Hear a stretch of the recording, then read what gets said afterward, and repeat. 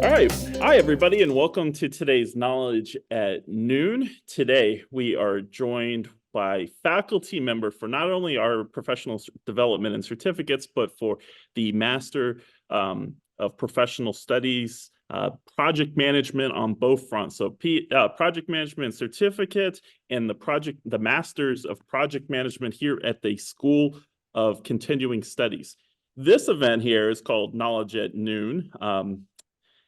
Developing effective team negotiation strategies. And so I'm joined here today with Susan. And so, hi, Susan. Thank you for having us today. Can you tell us a little bit about your professional background, and then I'll turn it over to you as well to start the presentation. Okay, great.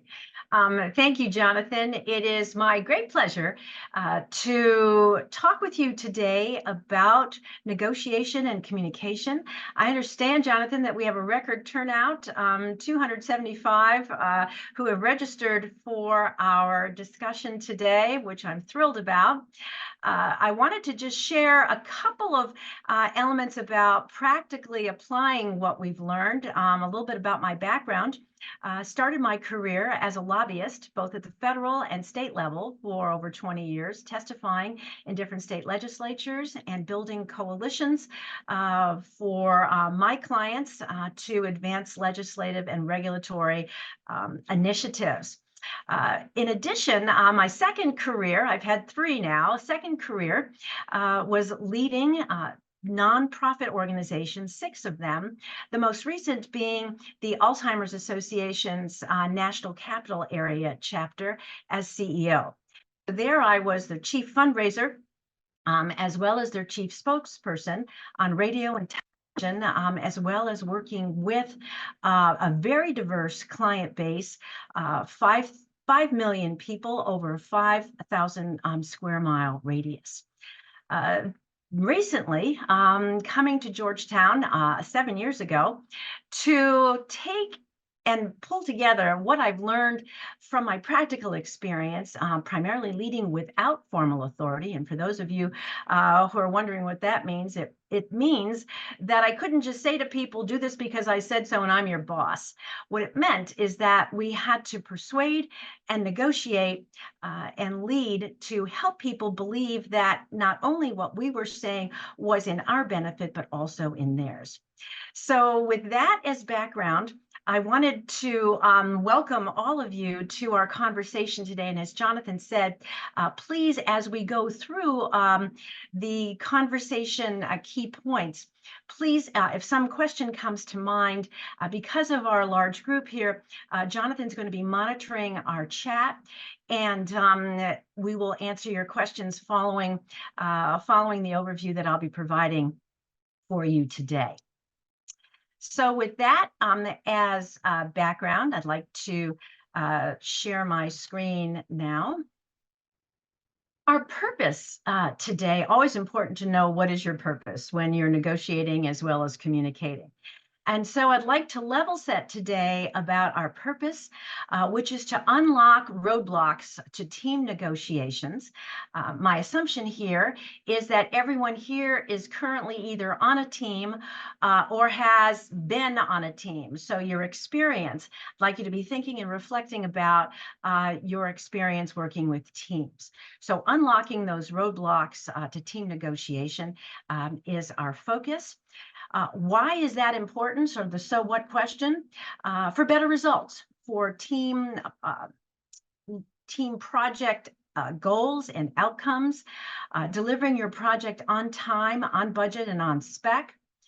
And so when we want to unlock roadblocks and we want to get best results, the next question logically is how. How are we going to do that effectively, or how can we be more effective? So we're going to be talking today about strategies to help you break down those barriers when you're negotiating and when you're communicating.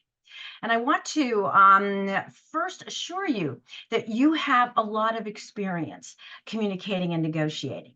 I'd like you to think about when you were born, the day and the year that you were born. From that moment, you were communicating. You weren't using words, but you were using sounds to express yourself, your hunger, your discomfort, whatever those concerns were. Babies have a way of getting our parents' attention. You also were communicating. If any one of you has had children or has observed children trying to negotiate with their parents about staying up later to watch their favorite show, or if they're at the beach wanting to stay yet another hour longer, you can see the negotiation skill sets that are developed at a very early age. So please be assured that you have a lot of experience negotiating and communicating. Now we're going to work on fine-tuning those skill sets and applying them purposefully. And with that, I'd like to ask Jonathan, I have 2 poll questions for you. And Jonathan, if you could please call up the first poll. The first poll is, what is your biggest team roadblock?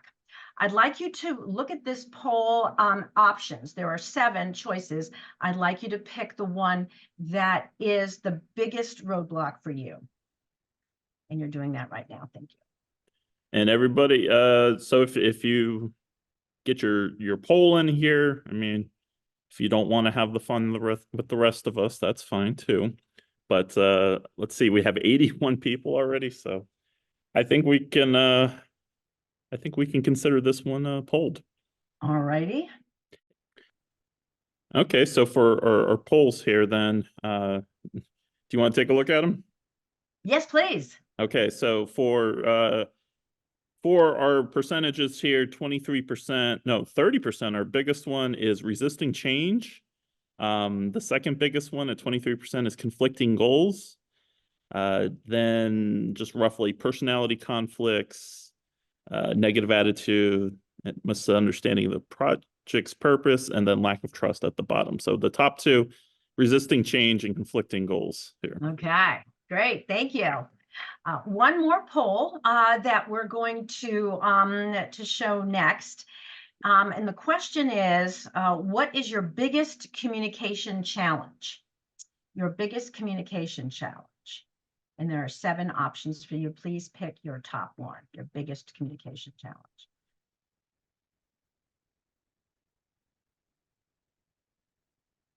All right, we got about 60% now. So in the beginning here, so I'll let you know if they change, but roughly organizational silos is number 1, followed very closely by different work perspectives. The other ones are all around the same, the cultural language barriers, negative attitude, and different education training, and no buy-in. But by far, those are like 7, 7, 9, 6. But organization silos, 35%, different work perspectives, 31% by far. Okay. Thank you. Thank you. So the purpose, appreciate that, Jonathan. We can close out those polls now. Reason why I'm asking is because I want to make sure I tailor and customize those areas to emphasize that are most important to you and where you have your biggest challenges. So we'll find that one of the points that we'll be making during the course of our conversation is building rapport and getting to know your stakeholders. So what I'll do is demonstrate how to do that while I'm talking about its importance. So testing and polling how your stakeholders feel, understanding a little bit more about them is important. So thank you for that. What I'd like to start off with is a framework, a negotiation fundamentals model framework, so that you can help refine and consider all the variables that you need to be thinking about when dealing with different personalities who have conflicting goals, they resist change, they have different education and training, and they're working in different organizational silos. So I would like to propose this negotiation fundamentals model as a framework for you to follow. And it would be in this sequence, starting with building rapport. I've had students say in the past, well, people sometimes don't like to chit chat. They're busy. We don't have time. So can we skip that? I would answer emphatically, at your risk of not being able to negotiate effectively should you skip building rapport. It's an absolute have to have when you're building relationships. Fundamental to building trust is important. So I'd like you to be thinking about when you went maybe back a number of years ago now, when we actually went to car dealerships to buy a car. And the salesperson, when you walked in, was asking you questions like, why are you here today? Do you have a family? How many children do you have? What is your job? And your thought may be, why are we talking about all these extraneous things? I'm here to buy a car. Why is he or she asking these questions? And so I'd like you to be thinking about the answer to that question and helping the person who is the salesperson decide what kinds of cars to recommend. Or maybe it's a minivan that you need because you have 4 children and you go to soccer every weekend with 4 children. So it's informing you as you build a relationship on what their interests are, what their needs are, is absolutely essential. So please take the time to build rapport, show interest in your team members outside of work, what their interests are, as well as your stakeholders on your project. Does it take time? Yes. Is it central to your success in getting the project done on time? Yes. So worth the investment. What that does as you're building rapport, just as the analogy I gave about the salesperson in the car dealership, they're gathering data. You're gathering data about your team members. You're gathering data about your stakeholders, about what they care about, what their interests are, and connecting the dots to answer the so what question. Why should they care about this project? And what's in it for them? So I'd like you to be thinking about, for those of us who are visual learners, a bubble over your head, a bubble over their head. And that bubble says, so what? Why should I care? So as you're speaking to them, I'd like you to be answering those questions. And answering the questions begins with asking questions. So you want to ask the right questions that are tailored and focused to helping them understand why they should care. Through this process, you're going to be building your business case. And then the next step, so you're building your case based on their interests, their concerns, but also linking it to the project and the value of the project, not only to your organization, but also to them personally. And then you want to come to an agreement. Maybe you're negotiating roles and responsibilities. Maybe you're having a conversation about team goals for this project, and then dividing the responsibilities. Doing what? You want to make sure you get the right person with the right skill sets. So that's part of the building rapport, gathering data about them, building your case about this project to them and to the organization, coming to an agreement on next steps, and then achieving closure. We are now in agreement that you see value on what's in it for you. There is value to the organization, and we're motivated to get to work. As part of this process, we're also getting to know each other. So these conversations are not taking place exclusively one-on-one, but we're providing a forum for others to get to know each other. And in that way, helping to build that tapestry with all the threads, all the skill sets woven together to help. I'm not sure why that just happened. Any rate, we're going to be looking at negotiation essentials. So what are your have-to-haves when you negotiate? You need to be prepared. Never skip. Research, research, research. What I also want to, not only about the project and its purpose, but also about those with whom you're working.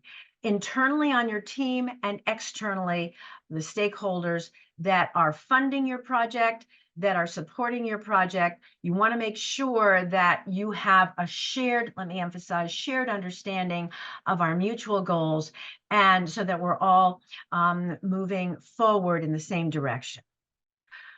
Part of negotiations is important to have the BATNA. In project management, the acronym stands for Best Alternative to a Negotiated Agreement. I'll be speaking about that in just a minute.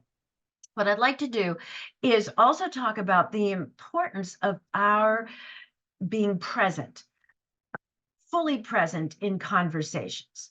We're not, we're controlling our impulses. We are being attentive. We're trying not to be disruptive or distracted. We need to be totally focused on the person with whom we're speaking and having that give and take. So no rolling eyes when they say something that you don't disagree with. We're thinking about our professional demeanor. 93% of all communication is done without words. So body language, tone of voice, inflections, important for us to be aware of controlling those impulses and moods and demonstrating our attentiveness and interest in the other person. What's also going to be important is for us to suspend judgment about different ideas that may be surfaced as we're trying to gather information and data. So we're not going to immediately say, well, that'll never work. You know, it's been done before and it didn't work, and so therefore it's not going to work now. So we want to suspend that judgment. We want to think before we act or react. We want to also be comfortable with ambiguity, with people saying, well, I'm just really not sure what the path forward is. I see several different avenues. Team members may be concerned that it's not a black and white process, especially if it's never been done before, that providing that leadership and that understanding around how to navigate maybe with a GPS rather than, visual flight rules, because it's cloudy out there. We want to be open to change. And you've talked about that being one of the big challenges that you face in the poll results. So your demeanor about your attitude toward change is going to be transmitted to those with whom you're working. So making sure that your questions about why we're doing this project are answered, because people are going to be looking to you, if you're the team leader, on answering the so what question. Why are we doing this? Why should we care? So your comfort level with change and your confidence that what we're doing with respect to this project is meaningful and purposeful is going to be really important, both your words as well as your nonverbal cues. So that's going to be really important. I've talked about BATNA, and I'd like to just dive a little deeper into knowing what your alternatives are and what your leverage is. So just like going into a car dealership, if you have an automobile that you drove to the car dealership that's working, you're just browsing, you don't need a car right now, you have BATNA. You have a car that works, and you're just browsing. So important for us when we have options, that gives us comfort, that gives us the ability to sway negotiations, and gives us power to create and claim value. So it puts us in a stronger negotiating position when, as I like to say, we have a back door. We have a way out. We're not trapped into saying this is the only option I have because my car doesn't work, it's snowing, it's dark, and I live 50 miles away and public transportation is not available. You have no BATNA in that scenario. And if you tell the salesperson that sad scenario, you'll be faced with the manufacturer's sticker price rather than a negotiated lower price. So be aware of and be thinking about, as you're working with your team and as you're negotiating with stakeholders, what BATNA do I have? What power do I have to negotiations? And what power do I have to create and claim value? And that's going to change and be different in each project, but important to be thinking about. I'd like to focus now on the steps to effectively negotiate. I talked earlier about preparation. No shortcuts there. If there's time to invest, the time well spent is to prepare. And that, as part of your preparation, analyzing the situation, differentiating between your wants and needs and those team members or external stakeholders' wants and needs. Important to distinguish between interests and issues versus positions. So when you negotiate, words matter. Words always matter. They especially matter in negotiations. So when you talk about our organization's position is, you're drawing a line in the sand and the negotiations really come to a standstill at that fork in the road. So how to change or open the conversation more broadly is to really explore, and this is where research and analyzing the situation becomes essential, because you want to look at where are the intersections of shared interests and issues. Do we agree on values? Do we agree on the purpose of this project? If we don't, we really need to start there because it'll really be difficult to build a team and to successfully execute a project if you do not have shared goals around the purpose of this project and its value. What you want to also be is realistic. What are we willing and able to do? What resources do we have? So we want to be realistic about what it's going to take. What are the collaterals that we're going to need in order to be successful? We don't want to set up people to fail. We want to set people up for success. So knowing what it is that we're going to need in order to deliver the project on time, on budget, and spec is going to be really important. That's part of our research of understanding what are the requirements, what are the resources that we have available. That could be human capital, it could be money, it could be materials.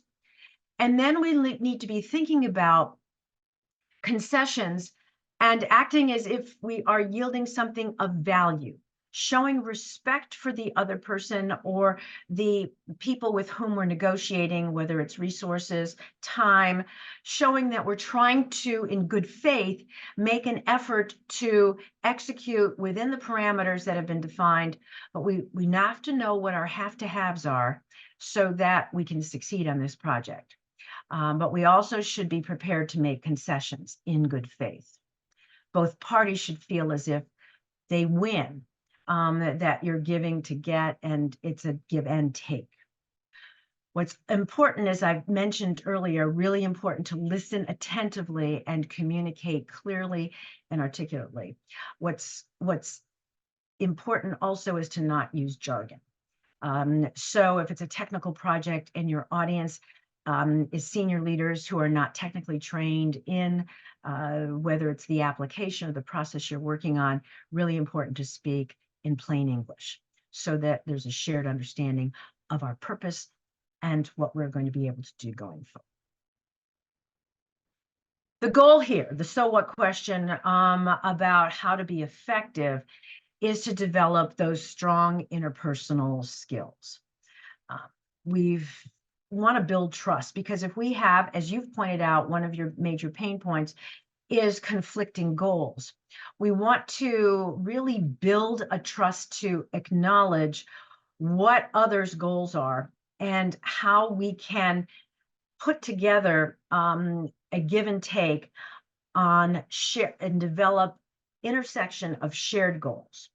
So strong interpersonal skills are an absolute essential in effectively negotiating. After all, we are dealing with human beings who have feelings, who have diverse sets of experiences. And in the case that you've mentioned, maybe fear of failure, and resist change. So we want to be compassionate. We want to be understanding. And I'll talk in a few minutes about some of those active listening skills that we can demonstrate to show that we care, that we want to build their trust, that we value strong relationships, that our goal is to optimize solutions, not just to do it well, not to do it without purpose and intention, because we now see the value. One of the things that I know I have found in my work, both as a lobbyist, as a leader of organizations, and leading without formal authority, is to overcome resistance to change. And that's why I wanted to emphasize again, because it's one of those areas that is a pain point for you as well. And that is to always be mindful of your audience and what they care about. So you want to always be asking, does this resonate with you? How can we work together to help see and deliver value?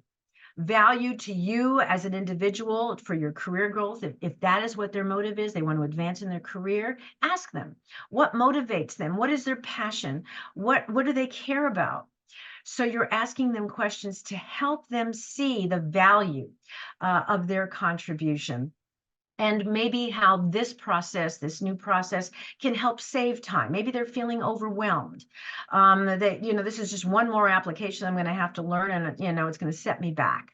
And so maybe you're positioning your communication strategy to talk about how, once you learn this app, it will save you 1 hour of work per day.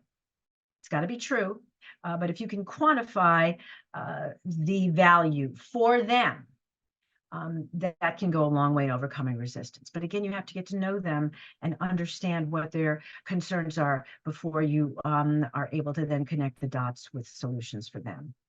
Because ultimately, you're going to need a team to deliver on the project. Sometimes there's a temptation to just throw up your hands and say, I'll just do it myself because there's too much resistance.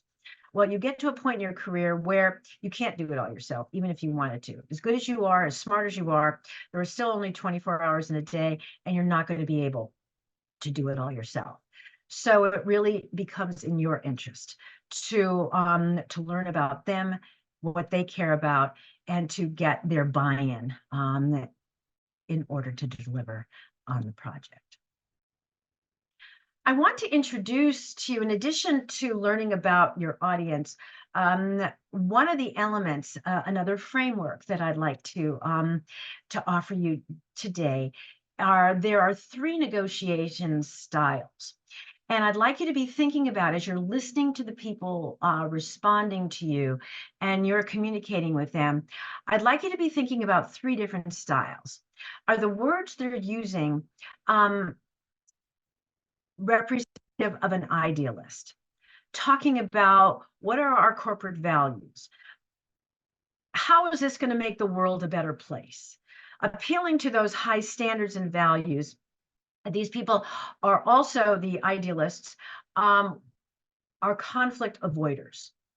So important for us to be thinking about as we're listening to the question. So I'd like you to actively listen to the questions being asked and determine whether or not the negotiation style you use is one that's idealistic, appealing to those high standards and values, if that's what's resonating with them. Another communication style are those who are analysts. These are the ones that ask process questions, looking for data. The so what question, what is the process? Walk me through those 5 steps and convince me that, this application is going to be a time saver or a game changer for our team. So their questions are process questions. And the realists really want to be firm but fair and want to be in control. So they may say, look, just give me the bottom line. Is this going to work or not? Can we sell this? And so you're not going to be talking about a process of 5 steps in order to execute. You're going to be answering questions directly and briefly. Yes, this will work. Here's why. And you're the decision maker. You're the final decision maker, and we respect that. So you're listening attentively to those questions, and you're trying to understand what approach that they're using. Are they an idealist? Are they an analyst? Or are they a realist? So thinking about the wheel, the negotiations wheel, where we talked about at the beginning of our conversation, we talked about building rapport. We talked about gathering data, building your case, coming to an agreement, and then coming to closure as those 5 steps in the communications model. The only way you're going to be able to do that is by developing and fine-tuning the communication skills we have just reviewed. And in addition, the second component around negotiation is being an effective communicator. Knowing that this is an idealistic question, knowing that this is an analytical question, or knowing that this is a realistic question, and responding in kind. So you're learning how to express yourself when it feels emotionally charged and sensitive. Greatest opportunity for us to practice self-control. To listen attentively, to remain open, so that we can respond appropriately in the language, in the negotiation preference of our person with whom we're having dialogue. So important for us as we're listening, we're attentive and we're listening with attention and intention. We're understanding and responding to people in their style. So very briefly, the behaviors that I'd like you to be thinking about and practicing.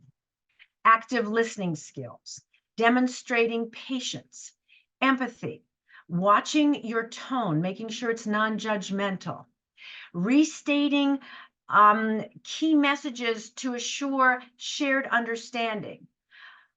Ask questions, clarifying questions, to make sure that the question you're answering is the question that they asked. Confirming our agreement on a path forward, and making sure that at the end of our dialogue with our team, that the takeaway or the end product before we begin work is to have a project plan and also a communication plan.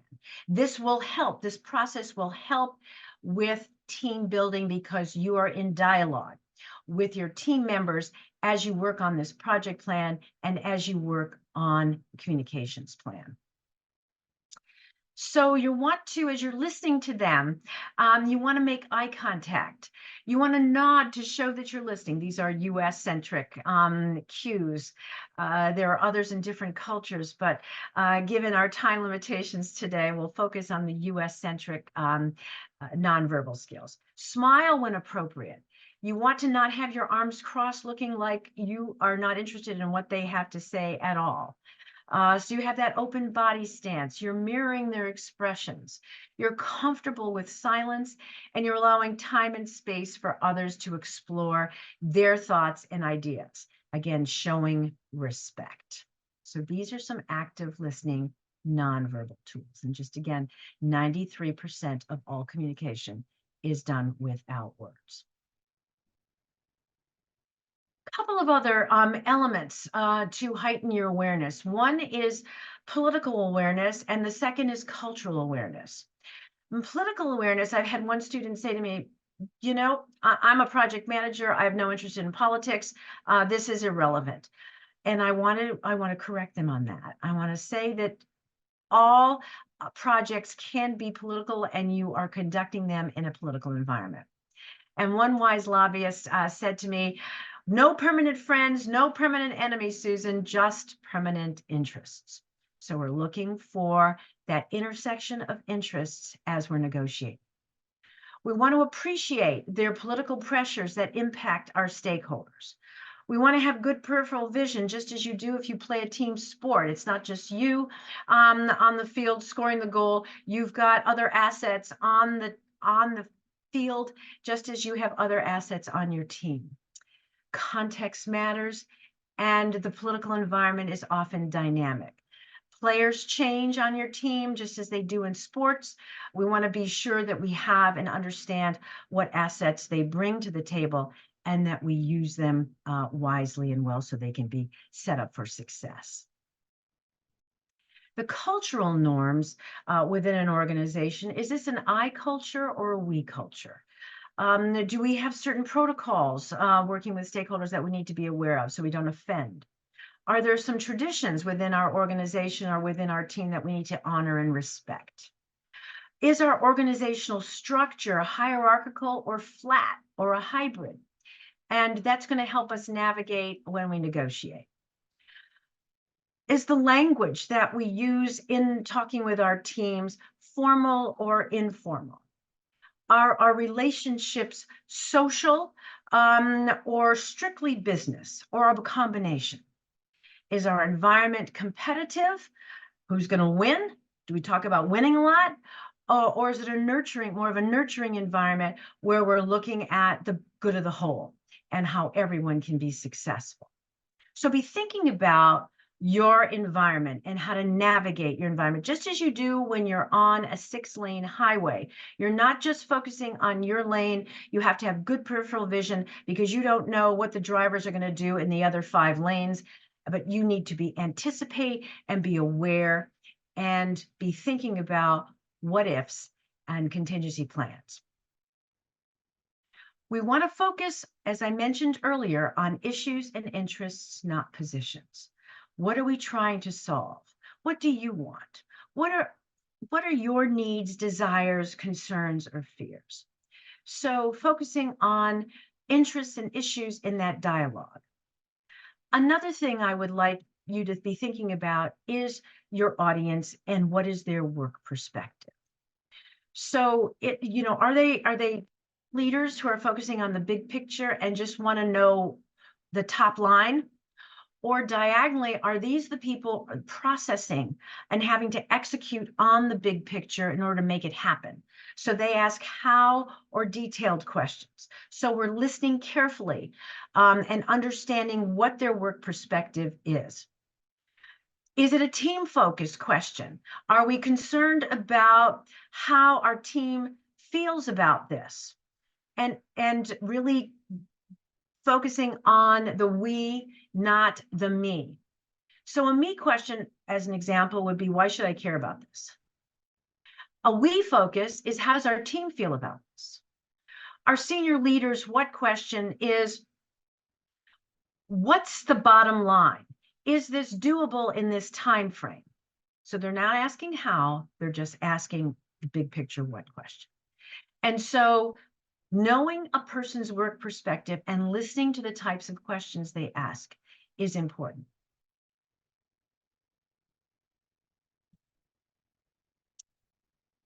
The last model that I'd just like to share with you, and then we'll open for questions, are 4 different communication styles that I invite you to consider as you're negotiating and communicating. So the 4 styles are direct, spirited, systematic, and considerate. The top line is with direct and spirited, high assertiveness. So these are not shy people, all right? The direct will just come right at you and say, tell me what you want. Tell me when I can get this. The spirited will be excited about the project and will motivate. The systematic and considerate will be not as assertive. You can see the temperature and the volume of the tone of voice lower and drop, and you'll be hearing them say, walk me through the details. I want to know how this wonderful project's actually going to get off the ground because I'm very practical. The considerate people will be really focused on morale. These are all very important qualities. And I've been asked more than once, if you're a leader of a team, which is the best one to use, best communication style? And my answer is the one that is most effective in working with the person that's asking the question. So my challenge to you is to be fluent in all 4 communication styles. So what does that look like? Some of the characteristics, just very briefly, the directs are very goal focused. They like to compete. They're very precise, concise. And so you adopt that style in working with them, and that if that's the tone of the question. The spirited, they love to persuade, they're enthusiastic, they're great storytellers, they're friendly. And if that's what we need to build morale, then we need to have that style as well in our repertoire. I've already talked about the systematics as process. They value organization. So don't just say we're going to wing it. That will totally derail the systematics buy-in if you don't have a plan. They will want to work on that plan. They want to know what it is. They want to know granular details. And the considerate is the great listener who builds trust, who uses supportive language, who works very with teams. So those are the characteristics of each of those 4 communication styles, all of which have great value for you. So just some additional information about how directs, spirits, considerates, and systematics, how we can best approach them. And I've touched on these earlier. And when you have some additional time, please go back and review some of those key characteristics so we know what to do when we observe certain behaviors. And lastly, I would like to give you a checklist for effective team negotiations. So a quick recap of combining our negotiations framework, our communication styles, as well as our negotiation styles. Those are the 3 frameworks. And then now your checklist to be effective with your team. More of a granular, systematic level of details here. I think it's really important, and I've seen evidence over the past 7 years, or actually 7 years at Georgetown, but 20 years of teaching. Setting ground rules is really important for understanding how we operate, how we work together as a team. Making sure that we define mutual goals and objectives. Making sure we do our research. Issues and concerns need to surface before we begin our negotiations. So we're prepared. We know what our issues and concerns are as well as the other person's. We want to establish open and transparent communications channels so we understand how we're going to communicate. Is it going to be a single point of contact on our team who funnels all the questions from stakeholders and then fans them out to subject matter experts? If so, that's what the Project Management Institute recommends as best practices. I've been at that central point of the hub as a single point of contact. And it's not that you have to know all the answers, it's you need to know who knows the answer to the question being asked, and then coordinate from there. So really important to establish communication channels. Controlling our emotions and creating a positive environment, really important. We can have the smartest people working on this project, but if they're not motivated, they don't see value, and they don't feel valued, then the project has a lower chance of success. So we're building, particularly as leaders of the team, and you can lead from any point in the organization. You want to build that teamwork culture, choose technologies, tools that facilitate collaboration, make sure we identify those risks, know your have to have, and focus on people and process. And Jonathan, with that, I'd like to invite us to answer any questions, or have me answer any questions that may have come forward during our conversation.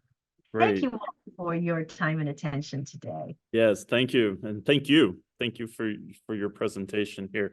So at this point, we're going to switch over from the lovely presentation here, which we had like a consistent, 110 people watching. So I consider that a success from a marketing standpoint. But so everybody, I invite you to put your questions in the chat box here. We already have a few, so we'll get into that. But while you're doing that, I do want to, because I'm a marketer, let's do a little advertisement here. And I just want to plug the fact Susan here is actually one of our faculty members, and we do have a certificate in project management. And her specific module here is the leading project teams, right? Is that correct? It's It's team communications and sorry. negotiation. But I've taught a number of those courses, including leading teams. But right now, big communications and negotiations. Yeah, right. So we have that in our prep exam, and of course, what everyone agile, all that kind of stuff. So we just want to put that out there, that we are an academic institution. So if you are here looking for project management aspects of it, there are additional resources here and a master's program that Susan teaches in as well. So, all right. Well, let's see here. Are you ready for Q&A? I am. All right. I'm going to start. See here. Oh, Lynn says greetings from Annapolis. Well, that's great because I'm from I live in Annapolis too. So nice to see you. All right, let's see here. Well, there's a lot of are you willing to, even though we recorded it, are you willing to share the PowerPoint presentation with the slides? Like if I send it out afterwards? Okay, yes, so yes, we will share the slides themselves. So if you had any trouble viewing or anything during the presentation, you can definitely go back and review. So, okay. Oh, and also I can attach the poll results too. We had a comment on that. So first question here is from Lynn. She's well, they say, what if you're an introvert? So this is from kind of earlier in the presentation. Any tips for communicating with people effectively if you're generally not comfortable meeting or talking to people? You know what thank you for that question. What I have done is learned. Forbes magazine not too long ago published an article about CEOs. And what I was surprised to learn is that the statistics that over 40% of CEOs are in fact introverts. And their job as CEO, having been one myself, is very much required to meet and greet and to be with people with different stakeholders. So my guidance is these are all learned skills. And in order to be effective, your commitment to your career and learn skills about how to communicate and why it's important and the value of communicating and building those relationships. And I hope with the information that I've provided will give you tools to do that. But it does take practice. It is easier for an extrovert to communicate, no question. But I've also coached a senior leader who was an introvert. And I know that fatigue can set in because it takes more energy. It did for her to get out and do town halls and to travel around the world to promote a new process that was being conducted by her company, which is a Fortune 8 company. She saw the value, saw the importance, and made a commitment to really do what extroverts need to do, what CEOs need to do. So hopefully these tips today will give you those strategies to be successful. But it does take commitment, it does take energy, and I encourage you to really develop those skills for your future growth and professional development. Great, thank you. Okay, so next question here is from Natasha. Natasha wants to know, could you share insights about how to build rapport when a new team member / leader on board? I think this means with a new team member leader onboarding a fully remote team. So how do you build rapport when you have that fully remote team? Okay. So my understanding the question is really getting to know people, even though working remotely can provide, let's just say, a logistical barrier. What I do and what I have done is really make an effort to meet with that person one-on-one, face-to-face, whether it's on Zoom. If they're nearby, encourage maybe a place where we can meet together, review what their interests are, get to know more about them, tell them about the project, the purpose of the project, where they can add value. But I think taking the time to meet one-on-one, making the introductions to other team members, having coffee with them, and you can do it even over Zoom or in physically in a coffee shop, if that works logistically. But I think the commitment to getting to know them personally, and when people really care about you, and demonstrating that you care and making that effort, I think goes a long way in building trust, which is important, showing respect, and helping them add value. Great. We just want to keep them coming, I guess, here. Does that work for you? Sure. Yep, sure. Okay, so BJ wants to know, can you elaborate on how to go forward with someone with avoidance behavior? Okay, avoidance behavior? So I feel like we're talking about me now. I'm just kidding. When someone is avoiding, doesn't want to talk, is that it? Doesn't want to Avoidance engage? behaviors. I don't know. Maybe if that means they avoid tasks, or if that means they're avoiding the team system or something like that. I'm not Right, maybe resistance to change. So that's another opportunity to sit down and chat with them about the project, and to I call it going on a listening tour. Maybe it's sitting down with them and listening, asking them a couple of questions. Maybe you can give a specific example about an observation that they were quiet at the meeting, or their questions seem to indicate that they didn't see value in the process that we're undertaking. And then you can ask them, did I get that right? Did I read your body language correctly? And then start the conversation from there, sharing what you've observed, understanding that you could be reading it incorrectly, and then maybe saying, is there something I can explain to you, something that we can talk about, that maybe we're not on the same page with respect to the value or the process, and I'd like to learn more about what your concerns are. So demonstrating concerns, not judgment, but concerns about them, their value to the project, keeping them engaged, and wanting to know what their concerns are. So that would be my suggestion. Awesome. All right. So Garnett asks, when you are meeting with team members that tend to be more on the negative side, how do you redirect the conversation without seeming condescending or judgmental? Maybe this plays into some of the stuff you've already just talked about. I think maybe acknowledging, I'm concerned that you're not fully on board. I'm hearing, and then you can give an example of the words that they use. Maybe they say, we've done this before and it's never worked. And so we'd like to, let's talk about, break it down into some specific concerns you have about what it is we're doing. I have found that what people don't know, they oftentimes don't know what they don't know, and so they make assumptions. People never stop making assumptions. We all do. We all make assumptions, and sometimes our assumptions are incorrect.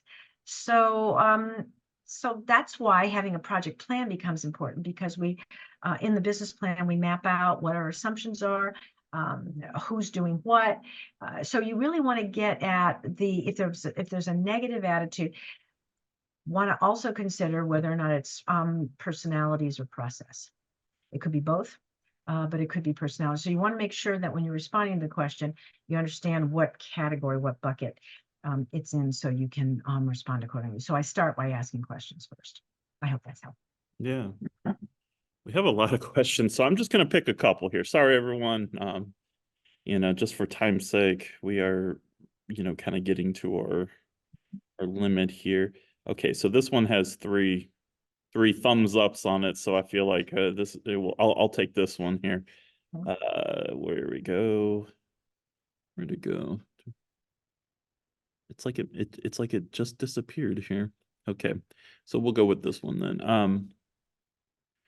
Shauna wants to know, how might I rebuild engagement, inspire proactivity with my volunteer team? The ideas of the project helped me bring them in initially, but after a few years, I began to feel overwhelmed pulling the cart myself. We've temporarily recessed from meetings, and I'd like to turn a new page. Hmm. So what I'm hearing in that question is maybe a loss of enthusiasm or commitment to the project. So that really does require us to come together and to have a conversation. Once we find ourselves taking on more and more responsibility and people just falling by the wayside, so to speak, we realize that it's time to stop and to ask a few questions. Ask them why questions, no, or what questions. What is it about this project or this organization that still has meaning for you? So start with some positive questions about meaning, about value, about purpose. Get them to revisit why they signed up to begin with as a volunteer. What's missing now? What can we do to shore up the morale, the commitment? Because we need everyone's participation. We have that commitment to a shared purpose. So I would go to the purpose. I would go to the vision of why we're here, and really talk about that and how we can re-energize. So I would be asking why questions. Okay. For our last one here, there's a lot of questions, and I apologize but we will wrap up our last one with here we go, the one I was going to ask earlier from AK. So initials are AK. What are some of the best practices to negotiate with stakeholders who want to maintain the status quo? How can we deal with their emotional ups and downs and help them see the true value of change? Wow. Mm-hmm. A whole semester's worth of conversation right in that question. Yes. What I'd like to offer up is what's changed in our environment to motivate us to do some things differently. And so to get them to say, especially if status quo is what they're holding on to, does that mean nothing else has changed in our surroundings, in our environment? And it's very rare that time stands still. And so I would get them thinking about, and then again, their words, not your words, get them thinking about what's changed in our environment that might have prompted this. Do we have to do more with less? Isn't that one of your favorite phrases, right? Let's do more with less. Do we have fewer resources? Do we have a change in leadership? What's changed? And so when we're talking about resistance to change or status quo, I like to flip the question and say, has anything changed? That would maybe give us a different take on what it is we need to do. And maybe our technology is not, if it's a technology matter, maybe our technology is not serving us well. Or whatever it is that's not serving us as well or could serve us better with process improvement. But making the case, again, remember, back to the bubble, the so what question, why should I care? If things have changed, circumstances have changed, what's in it for them to change? And you have to ask them questions. And I saw one note that it can make them feel defensive. So, and you have to be careful about how you ask the question, your tone, your inflection, so that you want to break down the barriers, not create new ones. So your genuine probing questions do not feel like spears being attacking, but rather really out of concern around what it is that worries them, that they're concerned about. So hopefully that can bring the walls of defense down. Okay, well, great. There's a million more questions, but that's where we're not literally, but that's where we're going to have to end today as we've had our time limits. So I want to thank everybody that joined today. Thank you so much for coming to this. We hope that this provided some sort of value and learning experience for you. And you know, you get some real experiential knowledge from one of our longtime faculty members here. So Susan, thank you so much for participating in Knowledge at Noon. It was a great presentation. Thank you. Thank you. Pleasure to Okay, be so with you. thank you for coming, everyone. We'll talk to you at the next one.